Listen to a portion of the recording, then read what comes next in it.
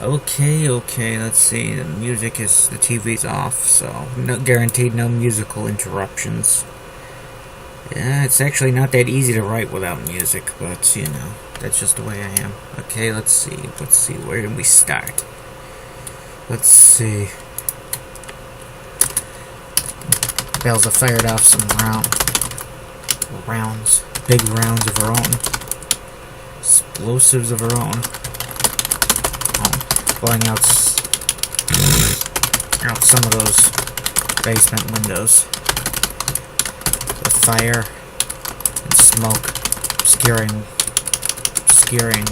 the dismemberment of more than a few Zedin troops.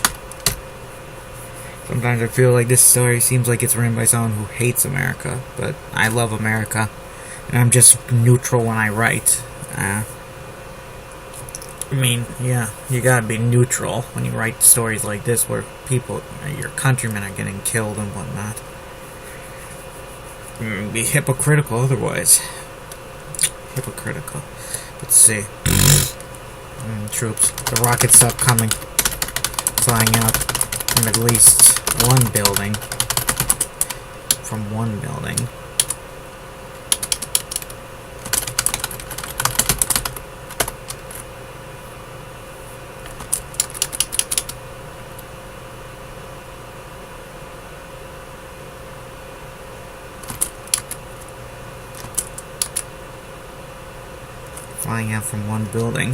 But they are bountiful. Well, from others. Bountiful, beautiful. Yeah, those two words are pretty easy to confuse. I mean, when you're writing, not literally. But you might accidentally slip and write beautiful or bountiful when you mean beautiful, or the other. Unfortunately, they were pretty accurate. And several more Belza's comrades took rockets to their chests and shoulders, but these weren't critical. But the damage wasn't critical. Is this an RPG now? Like, hit with critical damage, crit shot, or something like that. The damage wasn't critical, and the shots just, that's an annoyance. Small arms fire usually wasn't enough to take out a golem. It could wear them down, require them to retreat to repair any damage. Bastards. Another few rockets like that to some guys. They'll muttered. We'll have to retire. Let's see. We keep taking damage like this. We might have to retire units from the field. Belza muttered. It doesn't seem like we can afford that. Every time Belza looked out around in the base, it seemed like there were more and more golems, enemy golems. The odds, the ratio of her forces to their forces getting more disparage. Is that the right word? Ratio. Disparage.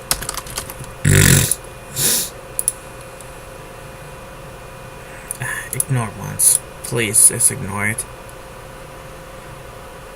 Disparaging.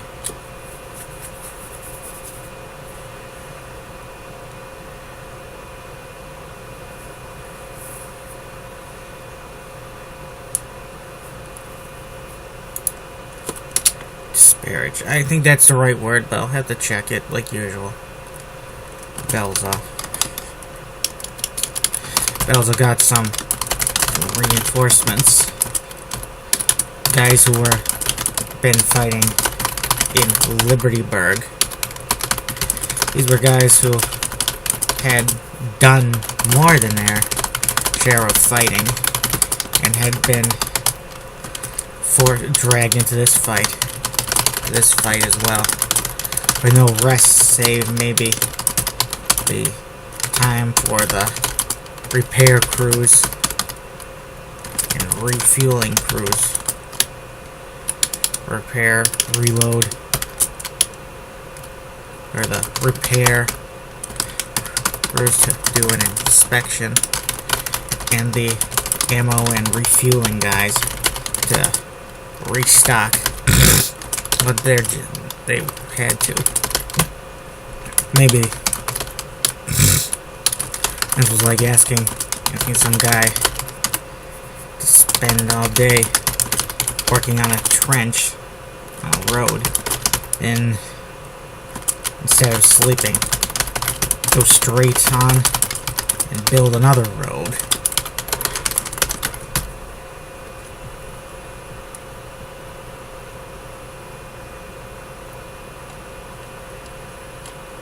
Great.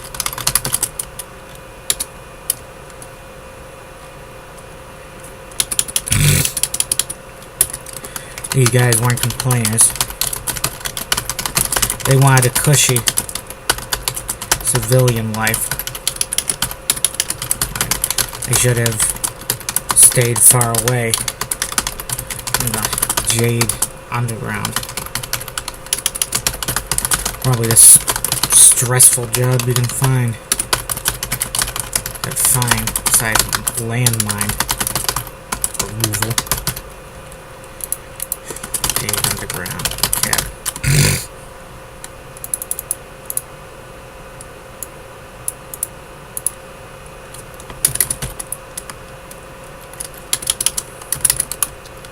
I saw some comrades tossing out glim grenades to blast up,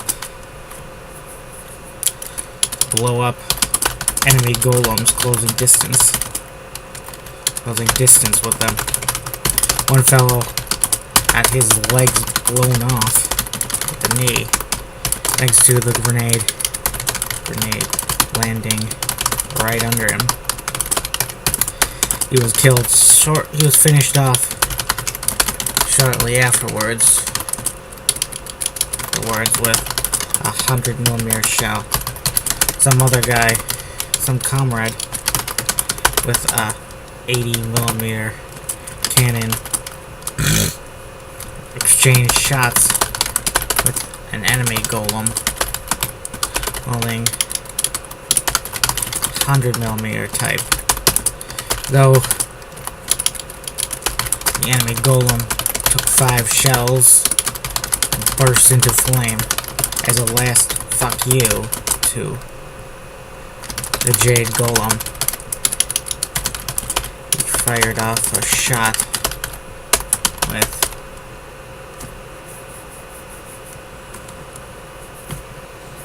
his 100mm and got the Jade Golem right in the chest. The Golem exploded. Wait, just a second, pause. I don't like these hotkeys. I don't use any hotkeys. I wish I could just deactivate them somehow with this keyboard. I don't need to ever do that. This or that. All I need is the regular typing. You know, the little click of keys that I love so dearly. The Golem exploded, not exploded. The Jade Golem was ripped in two. Elsa heard the guy's name afterwards. It was somebody she didn't know by name, but she was sure she would know him. Known his face. Damn 80mm. Those are muttered. Damn useless. Place them all. 100mm cannons. The 80mm have their purpose. As weak weak, Nizza.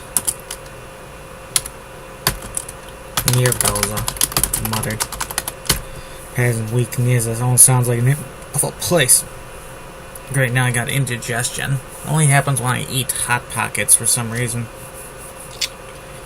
Hot Pocket, not that I'm bad-mouthing Hot Pockets. Hot Pockets are writer's food, so you know. Only problem is some days they make you sleepy. Well, they make me sleepy. Maybe someone else eats a Hot Pocket. They feel like they just snorted a mountain of cocaine. I don't know how metabolisms work. I just know mine is fucked. I don't gain much weight, but I don't seem to get any energy. It's weird. Let's see.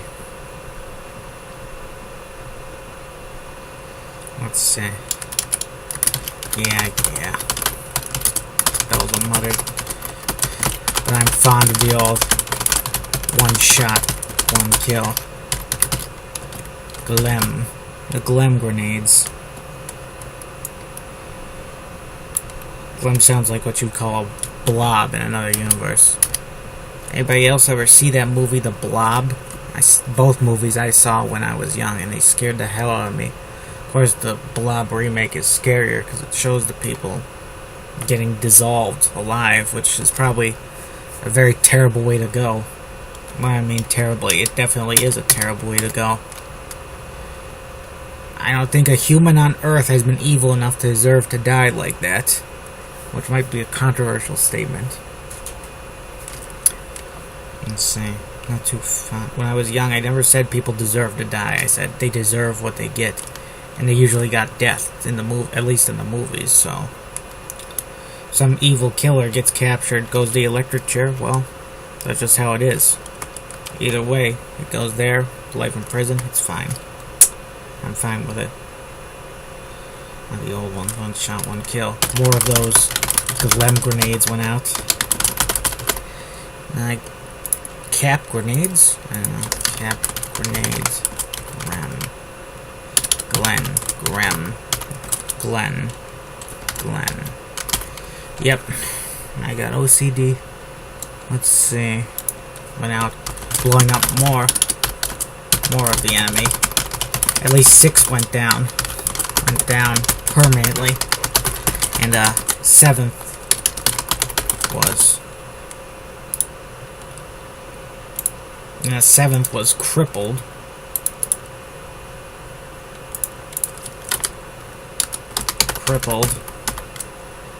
Left dragging himself along the concrete ground like a human war casualty, with the black fuel trailing under him like good old crimson. That was fired a few shots that fell his way, and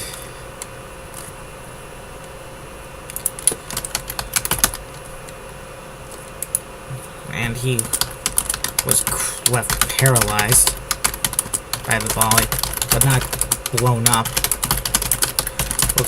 Looked like another pilot lucked out in a way. Where's that original one? That was a muttered. The troublemaker. The hero. There's always someone who has to play the hero.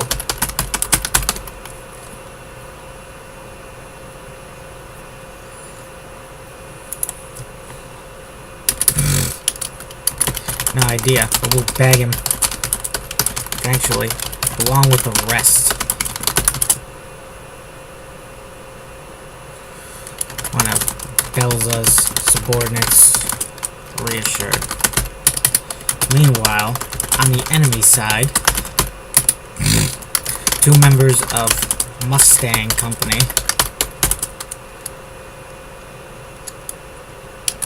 of the Mustang Golem, of the Mustang Golem Company, were fighting around the main building.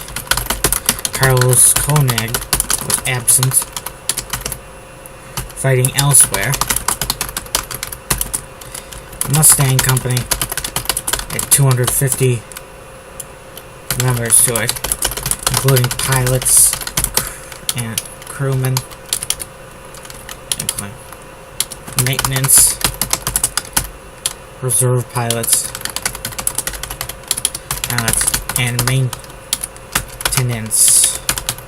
people. Jesus, I'm in trouble. I have two characters introduced, but I don't have any notes for them.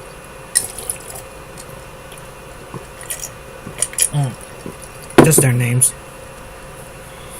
Let's see.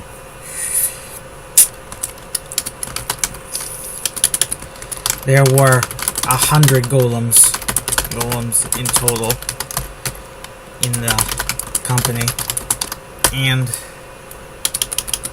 not 200 or 250 like some people thought.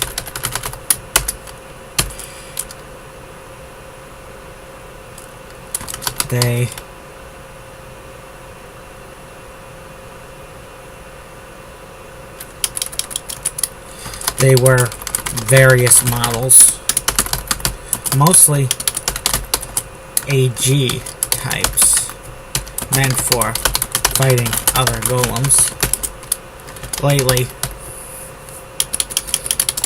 there had been epidemic of golem terrorism lately, so a number of AG models were developed with AG models. These golems, often wielding 100mm cannons standard, had enhanced reflexes, more armor, and employed a variety of experimental camos to help them ambush and quieter internal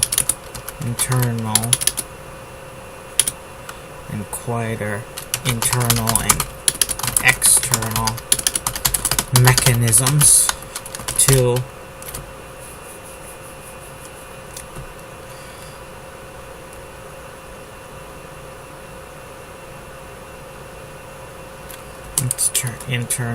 quieter internal and external mechanisms to allow them to better ambush the enemy. The other models were mostly anti-infantry, anti-tank. The bulk of Mustang Company was on the outskirts of the base. The two golems, the two company members, Corporal Tuck Simpson and PFC Arkin Stone, had managed to two company members. I just slipped through a squad of Jade Golems, and get inside the facility's perimeter.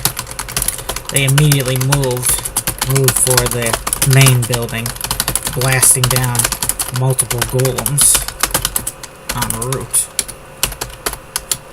Jade Golems. I assume I don't need to say that. You can assume that these guys aren't going to be killing their golems on the same side of them, right? I mean, there's many terrible friendly fire incidents through history, but this is not like one of those. This is not one of those cases.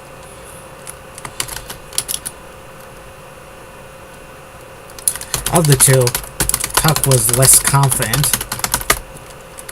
The two Zenin pilots was less confident in his abilities, and had been certain that when he finally ended up in combat, that he'd be like one of those guys in a war, in some ancient battle, who got killed in the first volley of arrows fired. Like our friend Sir Dan from Medieval. Actually, he's getting another video game soon. Poor bastard can't rest in peace. Let's see. We got killed in the first volley of arrows fired. Multiple rounds. Instead, a lot of guys that Tuck thought would be like... would end up killing lots of the enemy and get cool nicknames. Names afterwards ended. A lot of guys that Tuck thought would end up killing lots of the enemy and get cool nicknames. There were a lot of guys that Tuck in the unit and that Tuck thought would end up killing lots of golem terrorists and getting some cool nicknames afterwards. Those guys were all dead now. Killed at the perimeter, blown to bits. But suppose there was no reason he and Arkin couldn't join him still. So, Arkin had a lot of confidence. His older brother was some famous golem pilot in the last war, and some kind of super soldier on the ground as well. Wow, apparently killed like 200 Jade infantrymen with a machine gun. Not all at once, but over the course of a guerrilla career.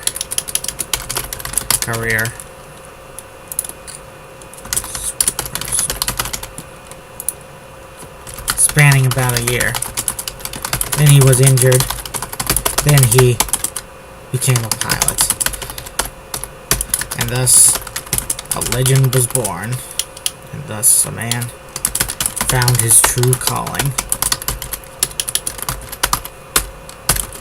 Okay, I'll end it here, folks. Even though I didn't really give Archon any character stuff on his own, it's not really character development if you say stuff that his family did, and that's kind of something I fall back on too much. Anyway, have a nice day.